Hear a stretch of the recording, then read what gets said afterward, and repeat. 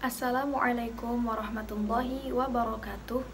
Bismillah, alhamdulillahirrabbilalamin. Wassalatu wassalamu ala sayyidina Muhammad wa ala alihi wa sahbihi ajma'in, amma ba'du. Yang terhormat, dosen pengampu pada mata kuliah Studi Naskah, Tafsir dan Hadis, Bapak Dr. Hasani Ahmad Said MA, dan teman-teman semua yang kami banggakan. Baik, kami dari kelompok 10 akan menjelaskan materi tentang pembahasan hadis pilihan dalam kitab Syarah Sahih Muslim pada bab Al-Aqdiyah. Saya Mas Rifkia Maulana Alfisya sebagai moderator dan pemateri pertama, dan kedua teman saya, yang pertama Lutfi Zain sebagai pemateri kedua dan ketiga, dan yang terakhir ada saudara Irwangi sebagai pemateri yang keempat dan kelima. Adapun poin-poin yang akan kami sampaikan ada 5. Yang pertama tentang pengertian dari qadha. Yang kedua tentang pembuktian dari penuduh. Yang ketiga sumpah dari tertuduh. Yang keempat kehalalan hasil keputusan hakim. Dan yang kelima adalah kesimpulan dari hukum kasus Hindun tentang ketiadaan nafkah. Baik, saya akan menyampaikan materi yang pertama tentang pengertian qadha. Qadha secara bahasa adalah keputusan, ketetapan, dan penciptaan. Ada beberapa ulama yang menjelaskan bahwa qadha adalah ketetapan dari Allah yang sudah terjadi. Sedangkan secara istilah, qadha merupakan ketetapan Allah Subhanahu wa Ta'ala kepada makhluk ciptaannya sejak zaman azali dan sesuai dengan iradahnya. Lebih jelasnya, qadha itu mencakup semua hal yang berhubungan dengan makhluk ciptaan Allah seperti kehidupan, kematian, dan segala sesuatu yang berhubungan dengan ada atau ketiadaan. Oleh sebab itu, qadha itu mencakup hal-hal yang baik, buruk, dan kehidupan, kemudian tentang kematian, dan lain sebagainya. Jika sesuatu yang sudah terjadi pada waktunya itu telah ditentukan sebelumnya, maka itulah yang disebut qadha. Adapun yang dimaksud zaman azali adalah zaman yang saat itu belum ada sesuatu yang tercipta atau diciptakan. Baik, cukup sekian materi yang dapat saya sampaikan. Selanjutnya adalah materi yang kedua dan ketiga yang akan disampaikan oleh teman saya, Lutfi Zain. Kepadanya dipersilahkan. Di sini saya akan menjelaskan terkait pembuktian bagi penuduh dan juga sumpah bagi yang tertuduh. Di dalam hadis disebutkan, An Ibn Abbas radhiyallahu anhuma anna Rasulullah sallallahu alaihi wasallam qala law yu'tan nas bid'awahum ladda'a rijalun amwala qaumin wa dima'ahum walakinil bayyinatu 'alal mudda'i wal yaminu 'ala man ankara. Hadis ini ditakhrij, ya, Imam Nawawi mengatakan hadis ini hasan, diriwayatkan dalam kitab As-Sunanul Kubra karya Al-Baihaqi, Sahih Bukhari, Sahih Muslim, Musannaf Abdur Razzaq, Sunan Ibn Majah, Al-Mu'jamul Kabir, At-Tabrani, Syarh Ma'anil Athar, dan Sahih Ibnu Hibban. Para ulama bersepakat bahwa yang dimaksud dengan al-bayyinah atau bukti adalah asy-syahadah, persaksian. Karena saksi pada umumnya dapat mengungkap kebenaran dan kejujuran orang yang menuduh atau pendakwa. Persaksian adalah cara pengungkapan dan pembuktian hakikat yang sebenarnya, karena ia berpatokan pada penglihatan langsung dan hadir di tempat kejadian perkara. Nah, bukti itu bermacam-macam, sesuai dengan objek yang dituduhkan dan dampak yang ditimbulkan, yang ditetapkan dalam syariat Allah Subhanahu wa Ta'ala. Islam adalah agama yang sempurna. Islam berisi akidah yang bersih, ibadah yang suci, akhlak yang mulia, syariat yang luhur yang menjamin hak semua orang, melindungi darah, harta, dan kehormatan setiap individu. Ketika mahkamah merupakan rujukan dan tumpuan dalam menyelesaikan perselisihan, pertengkaran, dan persengketaan, dan ketika hukum menjadi pemutus dalam memenangkan hak, maka Islam menetapkan kaidah dan ketentuan. Kaidah ini dapat menghalangi orang-orang yang hatinya buruk dari berbuat macam-macam dan menindas orang lain, serta menjaga umat dari tindak kezaliman. Nah, dalam hadis ini suatu dakwaan dianggap sah dan memiliki kekuatan hukum apabila ada bukti yang kuat. Pihak yang menuduh dan tertuduh harus mendatangkan bukti yang sesuai. Bukti ini menjadi pegangan bagi seorang hakim dalam mengetahui kebenaran dan mengeluarkan keputusan berdasarkan kebenaran tersebut. Diperintahkan untuk memutuskan hukum atau memenangkan bagi orang yang memiliki bukti yang menunjukkan kejujurannya, baik dia sebagai orang yang menuduh maupun sebagai yang tertuduh. Syariat yang bijaksana ini menetapkan bahwa bukti sebagai hujjah atau argumen bagi orang yang menuduh. Jika dia bisa mendatangkan bukti, maka apa yang dituduhkannya dianggap benar. Sebagaimana syariat ini juga menetapkan bahwa sumpah sebagai hujjah bagi orang yang tertuduh. Jika dia berani bersumpah, maka terbebaslah dia dari tuduhan yang diarahkan kepadanya. Dalam sebuah hadis sahih disebutkan bahwa Rasulullah SAW berkata kepada yang menuduh, "Syahidaka au yamin." Dua orang saksimu sebagai penuntut atau sumpahnya bagi yang terdakwa.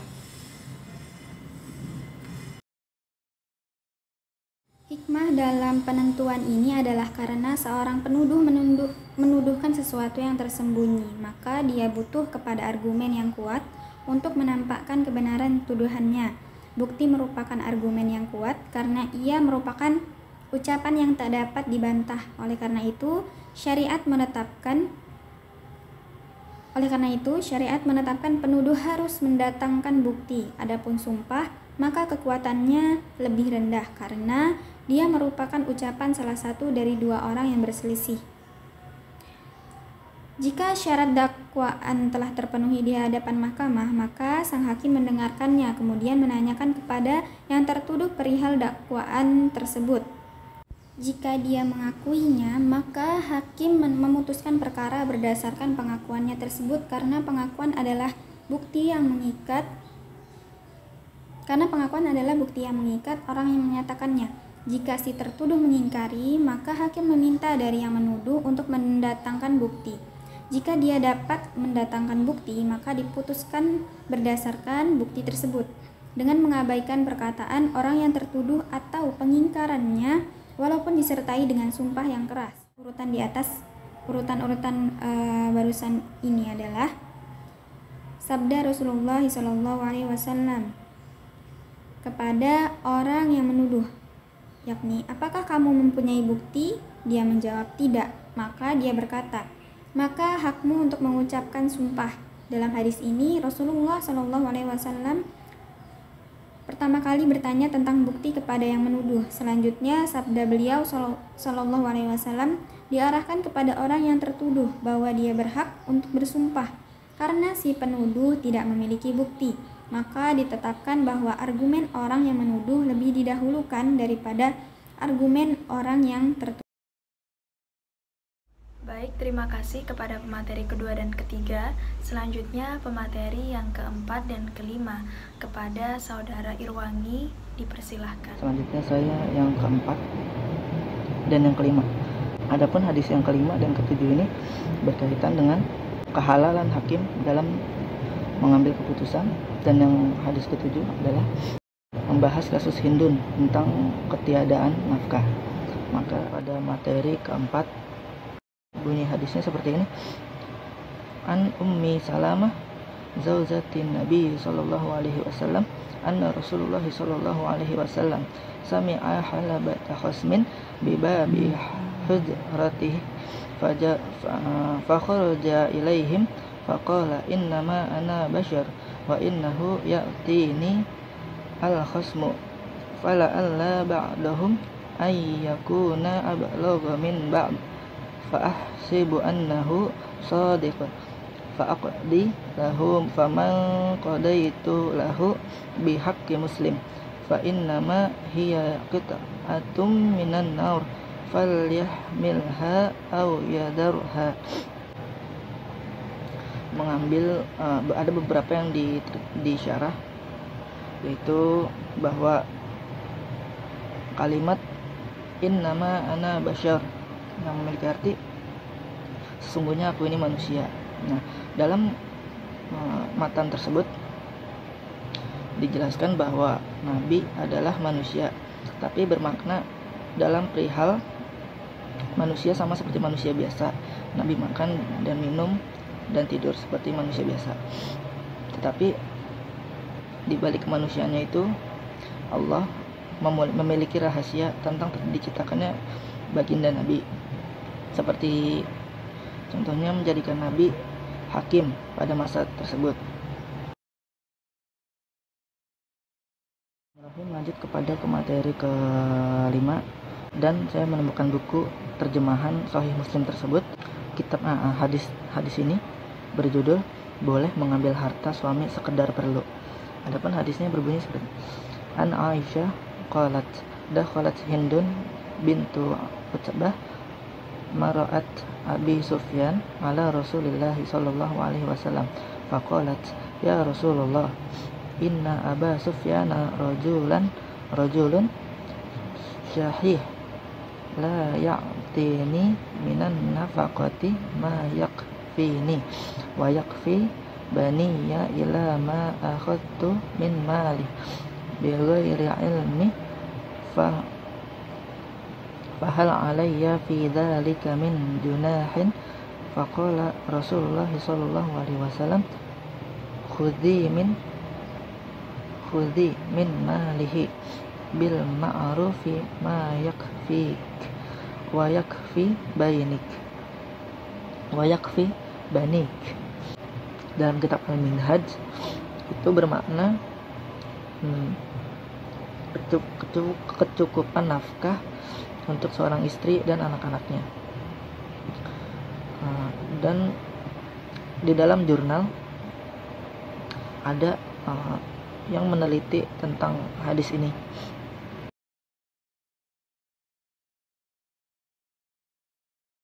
Dalam riwayat ini juga menunjukkan bahwa perkataan yang dibenarkan dalam permasalahan nafkah adalah perkataan istri.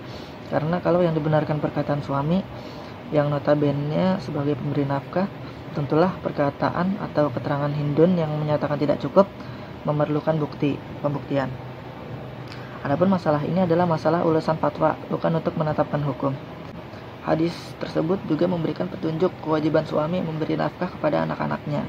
Al-Khattabi berpendapat bahwa hadis di atas dapat dijadikan dasar kebolehan mengambil sejenis harta ataupun jenis hak yang lainnya, karena kedudukan orang yang kikir tidak akan memberi semua kebutuhan, baik itu nafkah, pakaian, dan segala keperluan yang dibutuhkan.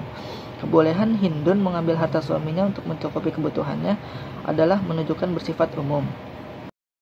Dengan demikian, riwayat ini meliputi semua yang dibutuhkan dan yang tidak dibutuhkan. Maksudnya Imam Al-Khattabi tersebut tadi bahwa Hindun ini meminta jatahnya nafkah, maksudnya meminta nafkah kepada Abu Sufyan yang kikir. Pada dasarnya tidak ada dilalah bahwa Abu Sufyan ini kikir, bahwa tidak ada hartanya sama sekali, tapi Imam Ibnu Hajar ini membantah karena pada dasarnya rumah orang yang kikir sebagaimana adanya di atas adalah sesuatu yang dapat diterima pemikiran. Namun menurut Ibnu Hajar Al-Asqalani adalah hal yang tidak wajar. Kisah yang ada dalam riwayat tersebut bahwa rumah Abu Sufyan memiliki segala yang dibutuhkan oleh Hindun. Hanya saja kebutuhannya dibatasi oleh Abu Sufyan. Oleh karena itu Rasulullah mengizinkannya mengambil harta tanpa sepengetahuan Abu Sufyan. Kesimpulannya adalah riwayat dalam hadis ini bahwa Rasulullah tidak meminta Hindun untuk bersumpah dan menghadirkan saksi menjadi hujah bagi orang yang memperbolehkan hakim untuk menetapkan hukum berdasarkan ilmunya. Hal ini menggambarkan seakan-akan Rasulullah mengetahui kebenaran setiap apa yang diungkapkan oleh Hindun, sedangkan mengapa adanya istifham atau pertanyaan dari perkara Hindun tersebut adalah tidak ada larangan bertanya bagi orang yang meminta penjelasan hukum kepada Rasulullah. Adapun penentuan ukuran kecukupan kepada Hindun adalah menyerahkan berdasarkan keputusan menurut adat kebiasaan. Baik, terima kasih kepada Saudara Irwangi atas materi yang sudah disampaikan, dan cukup sekian yang dapat kami sampaikan. Kurang lebihnya kami mohon maaf. Wassalamualaikum warahmatullahi wabarakatuh.